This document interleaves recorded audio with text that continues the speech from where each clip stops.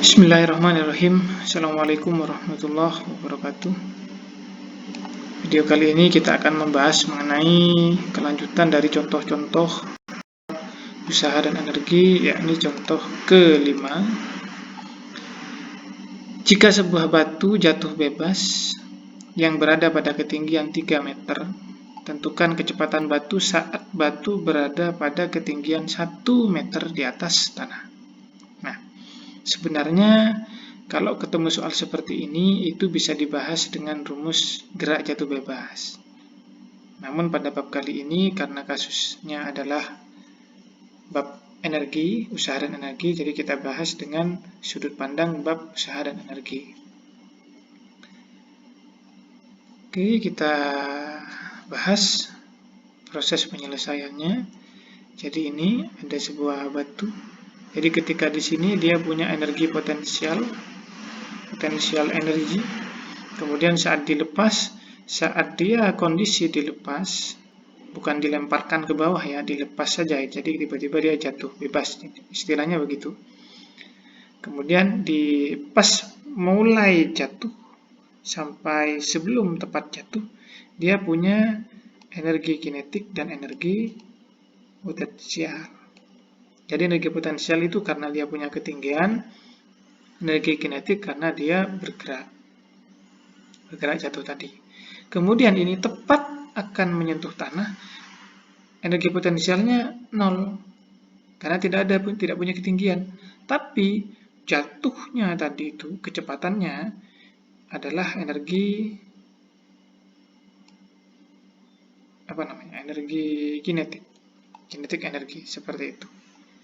Jadi bisa kita simpulkan kalau energinya di sini, dan di sini itu sama dengan.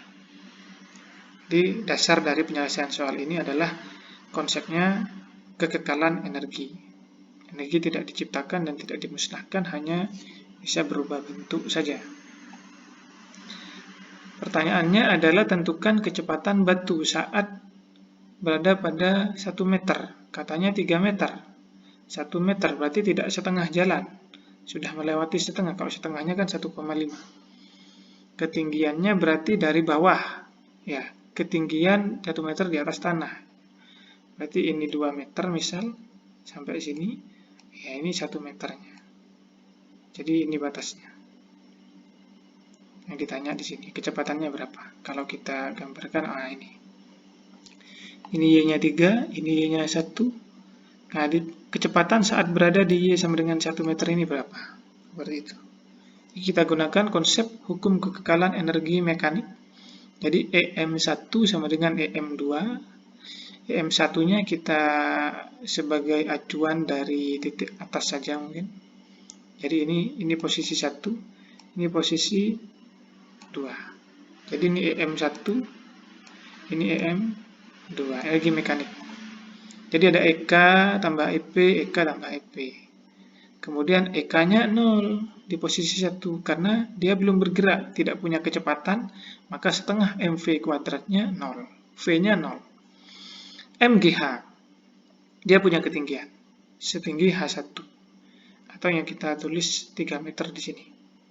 Tertulis 3 meter. Kemudian setengah MV kuadrat, kita punya kecepatan. Di posisi sini kan dia punya kecepatan dan punya ketinggian. Jadi ada semua, EK-nya ada, EP-nya juga ada. Kemudian 0-nya hilang, ini dicoret. Ya, M-nya. Kan sama-sama punya M, sama-sama dibagi M. Tinggal GH1 sama dengan setengah V2 kuadrat plus GH. Ini pindah, 2-nya pindah. Seperti itu. Nah ini. GH2 pindah ruas jadi minus. Ya. Kemudian ininya pindah, 2-nya. Belum dipindahkan. Oke, ini masih dikurung. Ini sama-sama punya G. Kemudian 2-nya baru dipindahkan. Kali silang saja. Kemudian ini masih kuadrat, yang ditanyakan V2, V kecepatan saat 1. Berarti V2 adalah akar dari yang ini. Akar dari 2G H1 kurangi H2. Tinggal kita masukkan angkanya, ini ya.